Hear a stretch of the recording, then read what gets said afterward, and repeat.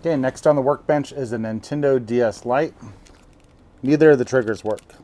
So we're gonna fix that. First thing we gotta do is open it up. All right, now that it's open, we're gonna go under the microscope and show you what we're gonna do to fix that. We don't have to take the motherboard out of the housing. We're gonna work on it just as is because we're gonna use a low heat method to do this. Okay, fume extractor's on. This is the right side, and we're gonna replace this. First thing, we gotta get this part off. So what we're gonna do is we're gonna use a low melt removal solder. It uses very little heat. First thing, I'm gonna flux it up, and then I'm gonna apply that low melt solder.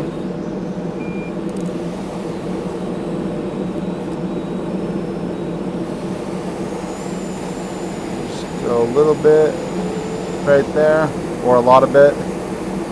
See if we can carry some of that over.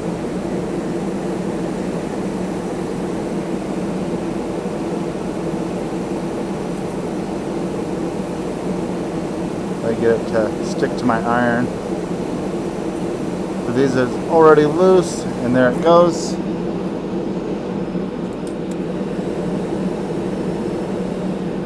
Okay, that part is trash.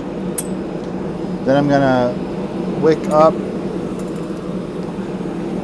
what's left there.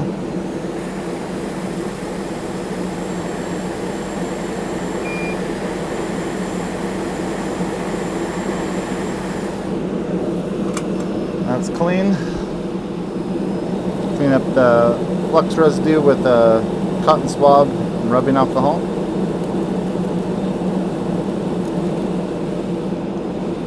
Then I'm gonna flux it up again.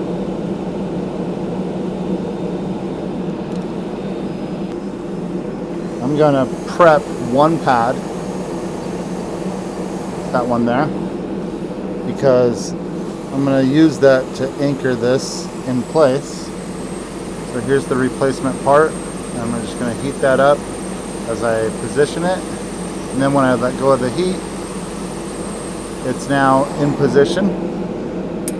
And I can go ahead and flux it up and then apply solder where I need it to go.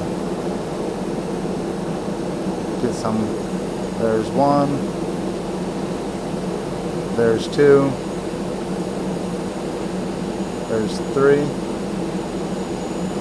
And I like to make sure that the front legs are anchored really strong, because people press against these really hard, so you want really strong so it doesn't rip off. It's something that they never know from the factory, because I've seen so many of these busted off from people mashing the buttons. I'm just going to touch those up real quick. Alright, that one's done. We're going to clean it up. I just use a paintbrush here. Helps get in all the tiny spots. They're really cheap. Just throw them away when I'm done. I'll just grab another one real quick.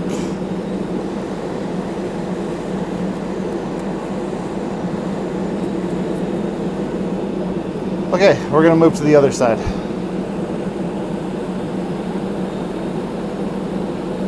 Right there. And we're gonna do the same thing. Flux it up.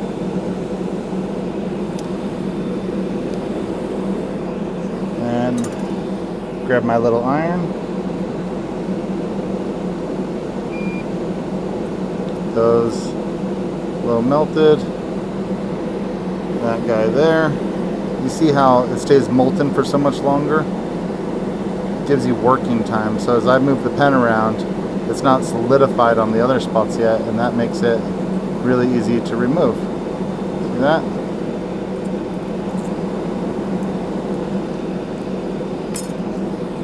Then we're going to wick up that low melt solder.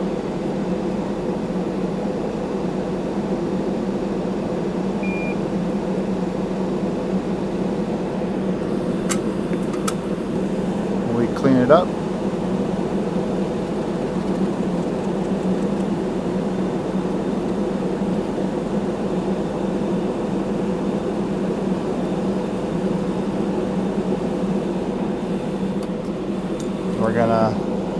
flux it up again. And I'm going to prep one pad.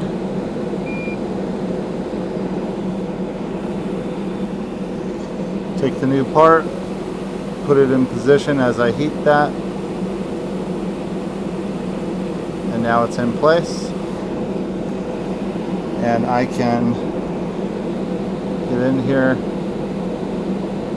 solder the rest of it in. Really easy peasy like that. And again, we're going to make the anchors very strong. I don't want anyone bulldozing this part out of place. And then I'm just going to touch that up. And we'll clean it up.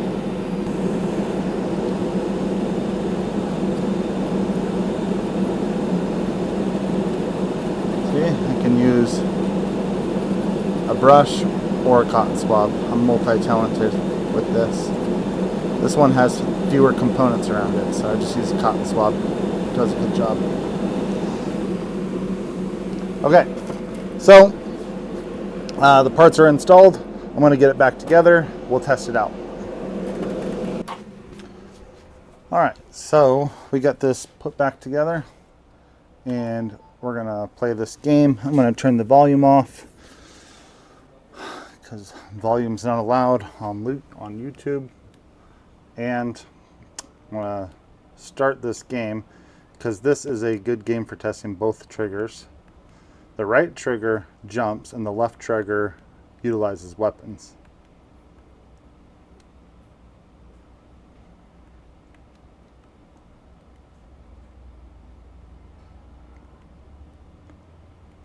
Okay, here we go. Jumping really good.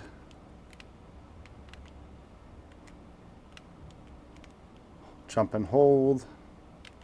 And weapons.